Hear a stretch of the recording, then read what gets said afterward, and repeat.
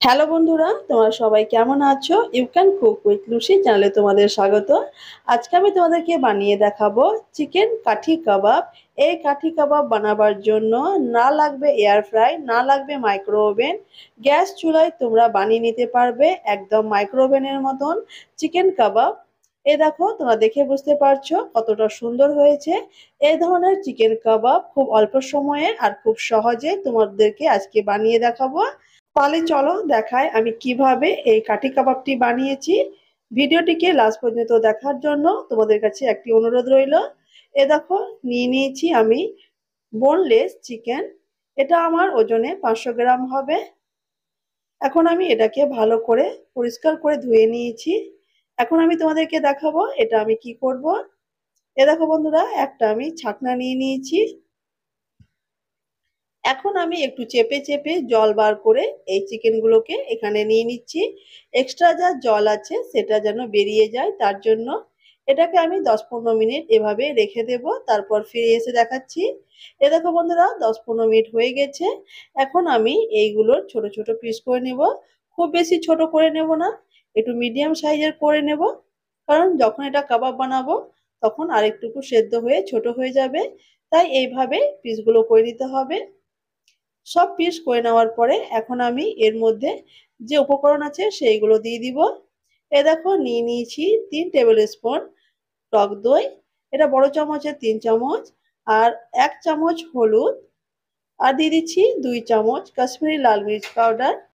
আর দিয়ে দিচ্ছি, এ দেখো, 1 চামচ ধনে পাউডার। আর দিয়ে দিচ্ছি 1 চামচ জিরে পাউডার। আর দিয়ে দিচ্ছি হাফ চামচ গরম মশলা পাউডার। আর দিয়ে দিচ্ছি হাফ চামচ ব্ল্যাক পেপার, মতলব হচ্ছে গোলমরিচ, গোলমরিচের গুঁড়ো। আর এখানে দিয়ে দিচ্ছি 1 চামচ লবণ। আমার যতটা চিকেন আছে সেই পরিমাপে এগুলো নিয়েছি। দিয়ে দিচ্ছি 2 চামচ আদা রসুনের পেস্ট। আর দিয়ে দিচ্ছি বড় চামচের 1 চামচ সাদা তেল। আর দিয়ে দিচ্ছি 1 চামচ ভিনিগার। এখানে তোমরা 1 পিস লেবুর রসটা দিয়ে দিতে পারো। আমার কাছে লেবু ছিল না, তাই আমি ভিনিগারটা ইউজ করেছি। এখন আমি এটাকে সুন্দর করে ম্যারিনেট করে নেব। এভাবে সুন্দর করে মাখিয়ে নেওয়ার পরে এটাকে আমি রেস্ট করার জন্য রেখে দেব। এটা আমি 15 মিনিটের জন্য ফ্রিজের মধ্যে রেখে দেব। তোমরা পারলে এটা আধ ঘন্টাও রেখে দিতে পারো রুম টেম্পারেচারে। এ দেখো বন্ধুরা, আমি নিয়ে নিচ্ছি 2 কালারের ক্যাপসিকাম আর একটা পেঁয়াজ। এখন আমি পেঁয়াজটাকে কেটে এর কলি বার করে নেব। কিভাবে কাটবো সেটা তোমাদেরকে দেখিয়ে দিচ্ছি। এ দেখো বন্ধুরা, একটা মিডিয়াম সাইজের পেঁয়াজ নিয়েছি। এভাবে মিডিল বরাবর কেটে নেব আর সুন্দর আমার কলি বেরিয়ে আসবে। এ দেখো, এভাবে মিডিয়াম সাইজের কলি আমার বার করা হয়ে গেছে। ক্যাপসিকাম গুলোকেও আমি এভাবে কেটে নেব একদম পেঁয়াজের মতন। পেঁয়াজের কলিগুলো যেমন দেখতে হয়েছে সেইভাবে এই ক্যাপসিকামের পিসগুলো বার করে নিতে হবে। সবগুলো কেটে নেওয়ার পরে এবার তোমাদেরকে দেখাচ্ছি। এ দেখো বন্ধুরা, কাঠি কাবাব বানাবার জন্য আমি নিয়ে নিয়েছি এ ধরনের বড় সাইজের কাঠি। এখন এর মধ্যে আমি মাংস সেট করব। 15 মিনিট হয়ে যাওয়ার পরে ফিরে এসেছি। এখন আমি মাংসগুলোকে কাঠির মধ্যে সেট করে নেব একদম রেস্টুরেন্ট স্টাইলে। এ দেখো বন্ধুরা, এখন আমি তোমাদেরকে দেখাবো কিভাবে রেস্টুরেন্ট স্টাইল কাঠিতে কাবাবটা সেট করতে হবে। এ দেখো, 1 পিস মাংস নিয়েছি। তারপরে একটা ক্যাপসিকাম দিয়ে দিব। আবার 1 পিস চিকেন নিয়ে নিচ্ছি। চিকেনটা যদি মোটা পাতলা থাকে তো একটু ভাঁজ করে তোমরা কাঠির মধ্যে সেট করে নিতে পারো। এ দেখো বন্ধুরা, কাবাবের মধ্যে পেঁয়াজের স্লাইস গুলো 2-3টে একসঙ্গে দিয়ে দিতে হবে। কারণ কাবাবটা যখন ফ্রাই করব তখন অল্প সময়ে পেঁয়াজগুলো যেন ভাজা হয়ে যাবে, পেঁয়াজটা তখন বোঝাবে না, তার জন্য এভাবে ইউজ করতে হবে। নিয়ে নিচ্ছি 1 পিস চিকেন, তার উপরে আবার দিয়ে দিচ্ছি এটা লাল ক্যাপসিকাম। তারপরে আবার একটা চিকেনের পিস সেট করে নিতে হবে। এর উপরে আবার একটি ক্যাপসিকাম দিয়ে দিচ্ছি। সবশেষে আরেকটা চিকেন দিয়ে এই কাবাব স্টাইলটা তৈরি করে নিতে হবে। এ দেখো কত সুন্দর লাগছে। এভাবে সেম প্রসেসে আমি সবটাই করে নেব, তারপর তোমাদেরকে দেখাবো। তোমরা যদি মনে করো ক্যাপসিকাম ইউজ করবে না, শুধু মাংস দিয়ে কাবাব বানাবে, তাহলে সেটাও করতে পারো। এ দেখো বন্ধুরা, আমার সমস্তটাই হয়ে গেছে। এখন এটাকে ফ্রাই করব। ফ্রাই করার জন্য এখানে আমি নিয়ে নিয়েছি বাটার। এই দেখো, তোমরা এখানে বাটার বা সাদা তেল বা ঘি যে কোনো একটা ইউজ করতে পারো। এ দেখো চলে এলাম ওভেনে। এখন এটাকে ফ্রাই করার জন্য নিয়ে নিয়েছি ননস্টিকের একটা ফ্রাই প্যান। ফ্রাই প্যানটা এখন আমার গরম হয়ে গেছে, তাই এখন দিয়ে দিচ্ছি হাফ টি স্পুন বাটার। এখন বাটারটাকে আমি প্যানের মধ্যে সব জায়গায় ছড়িয়ে নেব। প্রথম থেকে শেষ পর্যন্ত মিডিয়াম আঁচে কাবাবগুলোকে ফ্রাই করে নেব। এখন দিয়ে দিচ্ছি যে কাবাবগুলো আমি সেট করে রেখেছিলাম সেইগুলোকে। এই প্যানের মধ্যে যতটা আমার সেট হবে ততটাই আমি কাবাব এখন ফ্রাই করে নেব। পরবর্তীতে আরো কিছুটা কাবাব আছে, সেটাকে পরে ফ্রাই করে নেব।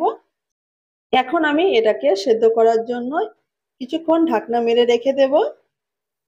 এভাবে এই ঢাকনা মেরে 1-2 মিনিট রাখার পরে এভাবে একটু আমি উল্টে পাল্টে দিচ্ছি।